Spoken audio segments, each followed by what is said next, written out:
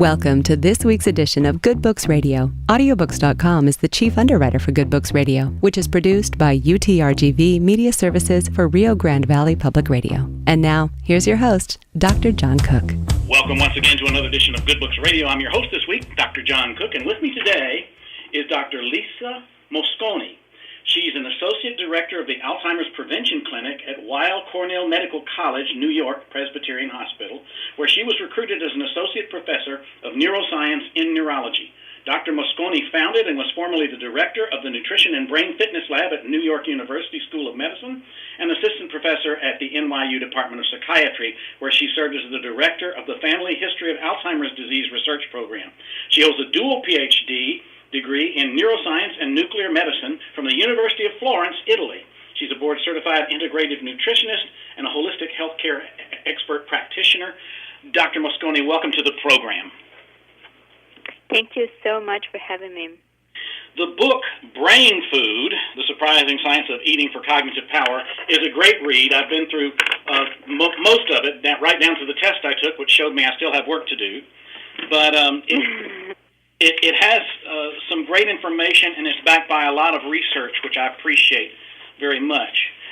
So let's start by talking about neuronutrition. And your first chapter, The Looming Brain Health Crisis, really talks about what's going on in our country in particular, but all across the world. Yes. So we are facing an epidemic of Alzheimer's disease and dementia. Alzheimer's is the most common form of dementia, affecting 46 million people all over the world, and is projected to grow to 130 million by the year 2050. So Alzheimer's has been the focus of my research for the past 15 years. And when I started, most people understood Alzheimer's as a consequence of bad genes, aging, or both. But today, it's quite clear that genes are not the destiny, and that aging is not like a linear path to some kind of unavoidable future with dementia. And what we have found as scientists is that at least one-third of all Alzheimer's cases could actually be prevented by improving your lifestyle. Mm-hmm. And it's worth noting that it's a lifelong process to take care of the brain because neurons can't be regrown. Once they're gone, right? Yeah. But the brain has a reserve. We've had a talk with another neurologist about neuroplasticity. Mm-hmm. The brain can reroute messages in some cases because of the extra brain power it has. Yes, the brain has a capacity to grow new neurons in some parts of the brain, but that capacity is kind of limited because the vast majority of our brain cells do not really regenerate when we're older. So it's really important that we take care of our brains constantly, all the time, because our brain cells are irreplaceable, and therefore they're born and they age with us, so they really need a little bit of extra care. Let's make the distinction early on. You talk a little bit about evolution and industrial food. And industrial food is kind of the culprit in the room. In some ways, yes. Yes, the human brain took a really long time to evolve and develop. And it really grew to a specific diet, so it was optimized relative to the diet that was available back then. And current dietary patterns are very different from the diet of our ancestors. And I'm not speaking for a paleo diet. I'm just saying that the kind of foods that we consume now are just changing very fast, and they are not exactly natural. Many processed foods, fast food, deep-fried foods, these are foods that we created ourselves, and that are not necessarily the healthiest versions of food that one can hope for. So there's evidence that some foods are really neuroprotective, and they literally protect and shield the brain from harm, whereas other foods and nutrients harm our brain instead. also increasing our risk of cognitive decline and dementia down the line. So as a society, we should really focus on the foods that are actually supportive of brain health and try to minimize those that will not help us age gracefully but will actually impact our mental capacities in a bad way. Mm-hmm. And there's a frightening picture early on of an MRI of two women, one on a Mediterranean diet and one on a Western diet. And the woman who'd been on a Mediterranean-style diet most of her life had a much healthier brain. So yes. So go ahead. You're an expert on the Mediterranean diet. As you grew up in Italy, you probably are much closer to that than I grew up in Italy, and I can attest to how different the diet there is from the United States. And I lived in the States long enough to really appreciate the difference. So I've been looking into the relationship between diet and brain for quite a long time, and what we do is to actually add one extra layer of information by looking at the brains of our patients directly. A lot of research has been done correlating diet with behavior. Like scientists would measure specific dietary patterns and nutrients and then correlate those with future cognitive outcomes and risk of dementia many years later. For us, the question was more, what happens in the brain right now? Like, how is your diet affecting the chemistry of your brain? How is it influencing the chemistry of your brain? How is it influencing brain aging and brain health? So we've been doing a lot of brain imaging in our participants, and what seems to be very consistent across many studies is that people who follow a Mediterranean style diet age better. Their brains age better. Whereas people who follow a more typical Western diet show signs of accelerated brain aging or brain shrinkage, and also increased accumulation of Alzheimer's plaques in their brains, even in midlife. So we can show these effects when people are relatively young, in their 40s and 50s. So many years prior to possible onset of dementia. Mm-hmm. As a person much older than that, I want to ask the question. I know you addressed it in the book, but is it ever too late? It is never too late. There is evidence that adopting a brain-healthy lifestyle, for instance, in midlife, is actually protective against dementia at older ages. So it's never too late, but it's never too soon. I strongly urge everybody to follow a healthy diet and to change and really just improve their diet and optimize their diet for their brains as soon as they can, because it's really, I was thinking about it the other day, that the same way that we would save for retirement, we really also need to eat for retirement and make sure that we keep our brains healthy, young, and active, and enjoy a healthful lifetime overall. Mm-hmm. We've had a couple of authors on this show that attest to some of this, and one of them was an NYU public health professor who wrote a book called Lethal But Legal, which is about how the massive production of our food in America has caused some problems. And the other was a paleo diet book, and you mentioned paleo diet there. But the fact is, our ancestors ate mostly vegetables, fruits, nuts, and seeds, and most Americans barely touch foods nowadays, right? Absolutely. Yes, completely agree. We should go back to our roots. Mm-hmm. Well, let's talk about water a little bit, because it's a really important function that water serves in the brain. Yes, gladly. And so many people don't drink enough water. It's incredible. So the brain is mostly made of water. Over 80% of the brain's content is water. And water is particularly important because every chemical reaction that takes place in the brain needs water to really occur, even energy production in the brain. If you have no water, you have no energy. And the brain is so sensitive to dehydration that even a minimal loss of water, like a 2 to 4% decrease, can cause neurological symptoms like brain fog, fatigue, dizziness, confusion. And the 2% water loss is really not much. So we need to drink a lot for our brains because we cannot store water. Mm-hmm.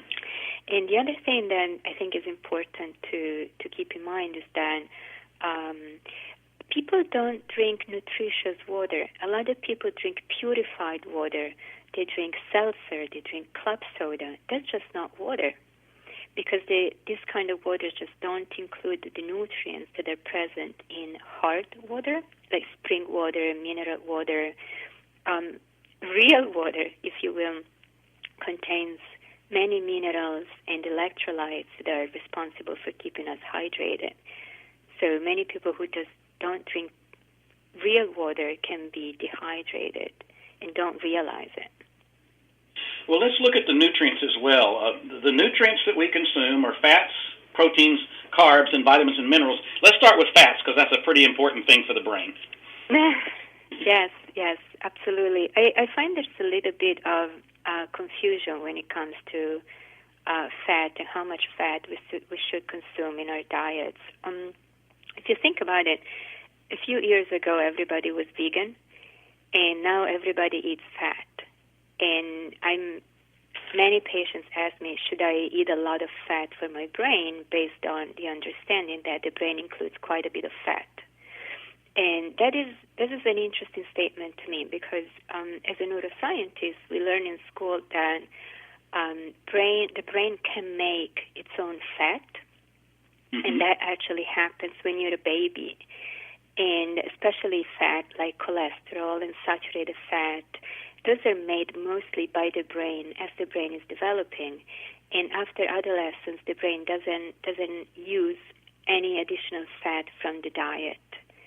The only kind of fat that the brain needs on a daily basis is a special kind. It's called polyunsaturated fatty acids, which is a big name to say the omega-3 and omega-6 that are kind of famous in the news, like omega-3s from fish are an excellent brain food. But in the American diet, or in the Western diet, we get too much of omega-6 to balance the omega-3.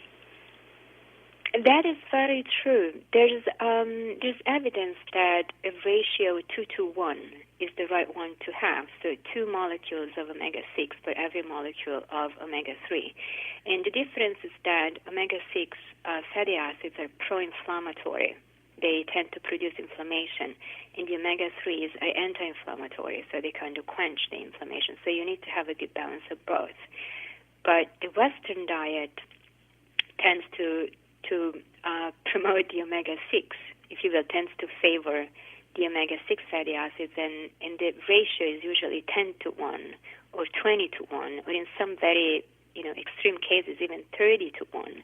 And that means that we have too much inflammation in our diet that then spreads throughout our bodies as well and brain. Mm-hmm. And let's touch on some of the very best sources of omega-3 fatty polyunsaturated fatty acids. You mentioned chia seeds and flax seeds. Yes. But there's some animal sources like caviar that are especially good, right?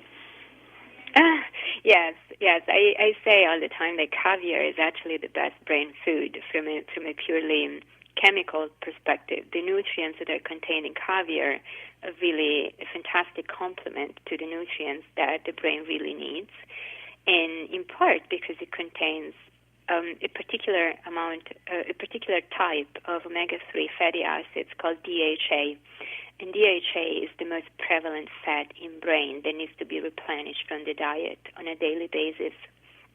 Aside from caviar, because caviar is expensive, it's impractical, I would say fatty fish is an excellent source of omega-3s, mm-hmm. like salmon, trout, but also sardines and anchovies are really rich and inexpensive sources of omega-3s.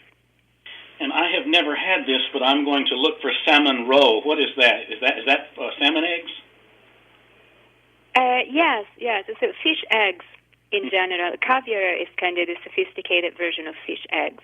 Sure. And salmon roe is salmon eggs. I think they serve it in pretty much every Japanese restaurant. Okay, very good. And there are some... It's very good. I like sushi, but I've never had that experience. But I will find out. What about the sources of omega-6 that we eat too much of? I mean, on the list are things that are very common, like corn oil, sunflower oil, mayonnaise. All of those contain a lot of omega-6, yes?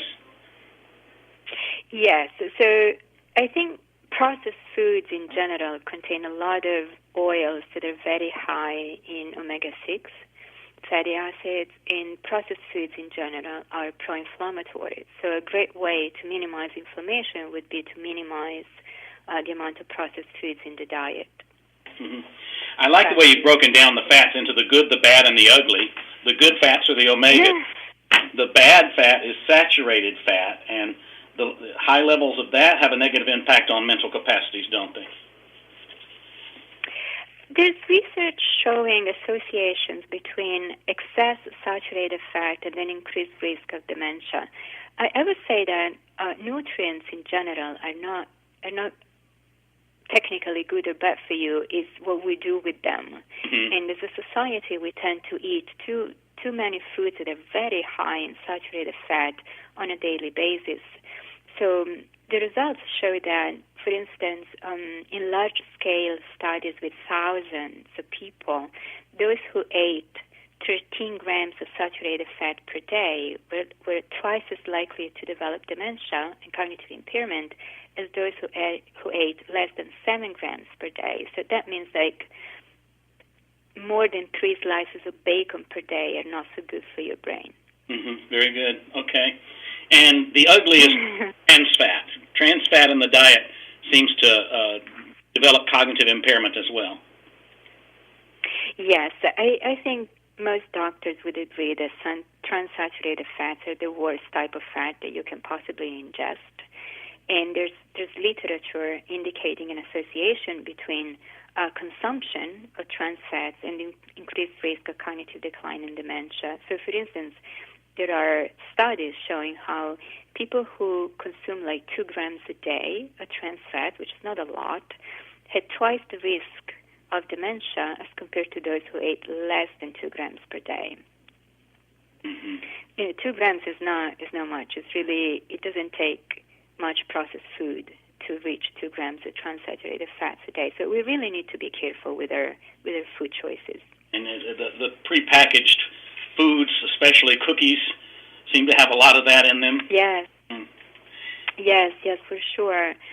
Baked goods like commercial donuts, cakes, frozen pizza, but also many snack foods like crackers, then margarines, commercial cheese, some spreadable or creamy products like coffee creamers, some packaged meat. The more packaged and processed foods that we consume on a regular basis, and the more trans-saturated fats that we're probably consuming as well. Mm-hmm. Okay, I'm going to turn to another nutrient now, protein, and I want to say that you've done a great job of making a very complex set of processes clear to the average reader with regard to amino acids and the roles they play. I think it's really clear there. Talk about amino acids and neurotransmitters just a little bit. Sure. The brain uses neurotransmitters to communicate. So different brain cells have different roles. And we have 5 major neurotransmitters in the brain, like acetylcholine, serotonin, dopamine. The production of these chemicals in the brain is really strongly influenced by food. And protein, or amino acids, literally play a huge role in the production of these neurotransmitters. For instance, whenever we feel happy or sad, it's serotonin that is involved. And serotonin is a neurotransmitter that is synthesized in the brain using an amino acid called tryptophan. So we need to provide our brains with enough tryptophan to make sure that our brains can make the serotonin that we need for a number of brain functions, including feeling happy. So that's a good thing to do. Mm-hmm. And if we look at carbs, briefly, the importance of getting glucose as opposed to other kinds of sugars is noted, and so is the fact that most of the stuff that we think of as healthy carbs has very little to do with processed sugar. Yes. So it's a popular idea that the brain uses more energy than any other organ. It's really true that the brain accounts for up to 20% of the body's total energy whole. But at the same time, the brain is the only organ that cannot burn fat to produce energy.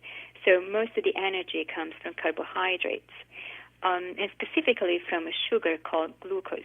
About 99% of the energy that the brain needs under normal physiological conditions comes from glucose. What is really important to say is that when people think about carbohydrates, they think about white food like sugar, white bread, pasta, baked goods.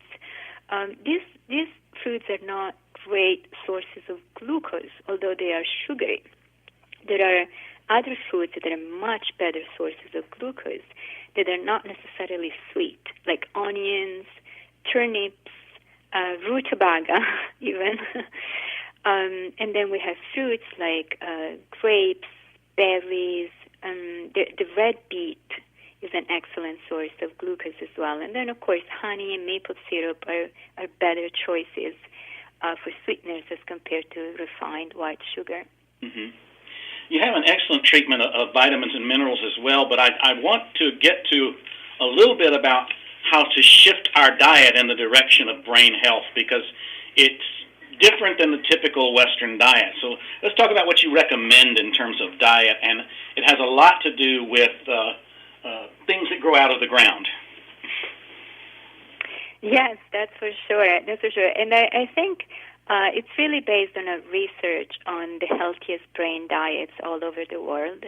There are many communities of centenarians around the world, and these are people who live up to age 100 or older with their mental capacities intact.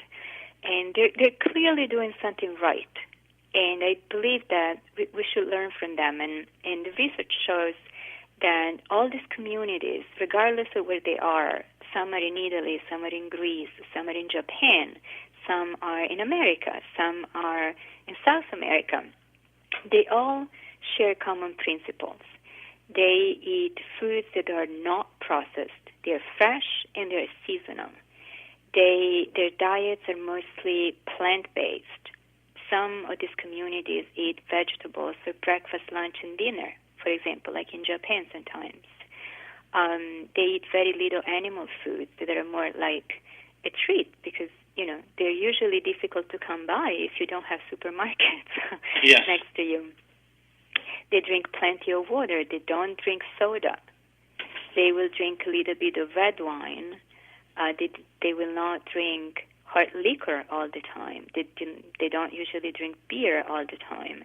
So there are some foods that are staples in those diets that I think we could all incorporate in our own diets, like, of course, all sorts of greens, fresh, leafy greens, especially those with bright green or other colors, which means that they're fresh, and they also contain a lot of active phytonutrients that give them their bright colors and are antioxidant nutrients, so they really help us fend off aging and disease. They eat fresh fruit, local fruit, especially berries. They have complex carbohydrates, like from whole grains and sweet potatoes, for example. Many of these cultures eat fish on a regular basis, and we know that fish is an excellent brain food. Yes, and they also, of course, they don't consume processed foods at all. Mm-hmm. The diet sounds wonderful, and portion size is an issue, especially around meats. And Americans need to hear this, because 3 ounces of salmon for the week is enough, and that's not how we usually eat. No, that is true. I think there's a tendency in the United States to really eat a lot of meat as compared to many other countries. And very often the quality of the meat is not very high. The animals are not necessarily very healthy animals. So what I usually recommend is to eat meat in moderation. And, of course, if you're used to eating a lot of meat, you don't want to stop all at once. But I think it's important to think about portion size and what the right amount of food that would be, and really focus on the healthiest possible meats that you can find. Like for beef, that would be grass-fed. For chicken, there would be organic free-range chicken and their products, so milk and eggs. And they're expensive, I realize that. It's just important to be aware that what we're putting inside our bodies, that it doesn't just feed our bodies, it feeds our brains as well. Mm-hmm. So quality, I think, is really, really important. Yes, and I have been down that road for a while now, and even though it costs more, I'm happier knowing that I'm eating the grass-fed, the organic, the meats that haven't been loaded with hormones and antibiotics, which are bad for us in a number of ways. But I don't want to leave the conversation without talking a little bit about herbs, because I'm also a turmeric fan. And turmeric is... Oh, really? Well, that's good. That's wonderful. Yes, turmeric is a spice that's been used for like 5,000 years in Ayurvedic medicine against pain and inflammation. And there's some evidence that the active ingredient is called curcumin, helps protect against cognitive loss and dementia. I think we need more clinical trials to really understand efficacy and safety and dosage, but it looks promising. There are a lot of companies that are looking into that. Mm-hmm. I was particularly pleased to see what clarity you have around the distribution of the foods with your food pyramid. It's a guideline for folks to realize what's at the top and what's at the bottom of the food pyramid, and recommended serving. Yes, and go ahead. No, I just wanted to add. There's also a little bit of chocolate included in the pyramid. Yes. If you notice that, and the reason for that is, in this kind of diet, sometimes feel a little bit. Like you feel a little bit deprived if you're used to eating packaged foods and sweets and this and that. So I really wanted to tell the story of how some foods that are treats in some ways can be good for you, like raw cacao and dark chocolate are very rich in a nutrient that is called theobromine.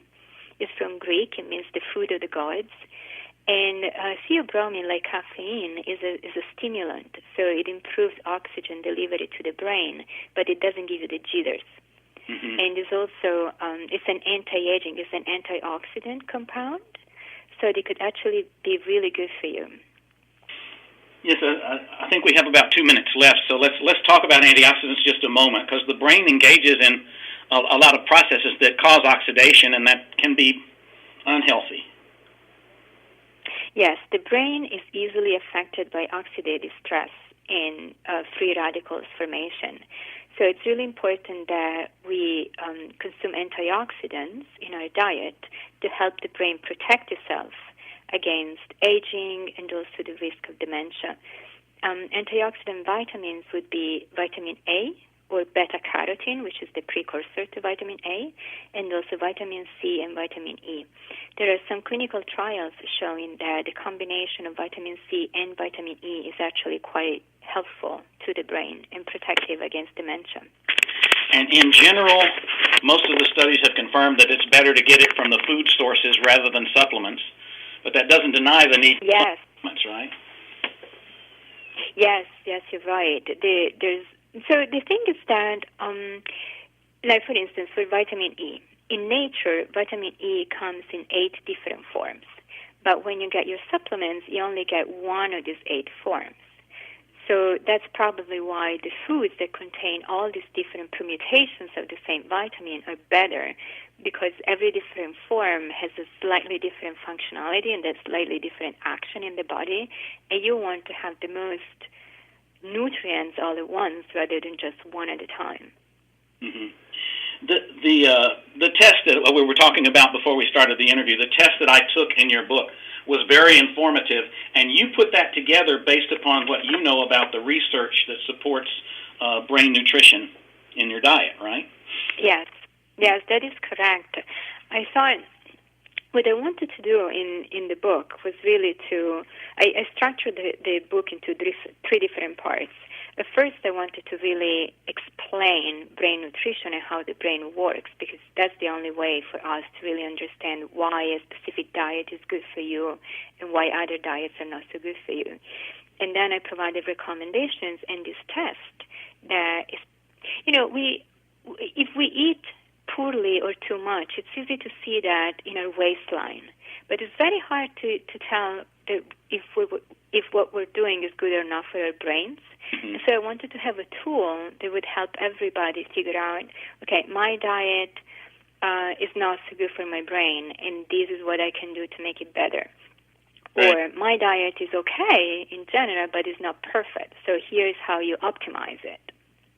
And it's a super read, this book, Dr. Mosconi. We thank you for sharing with us today.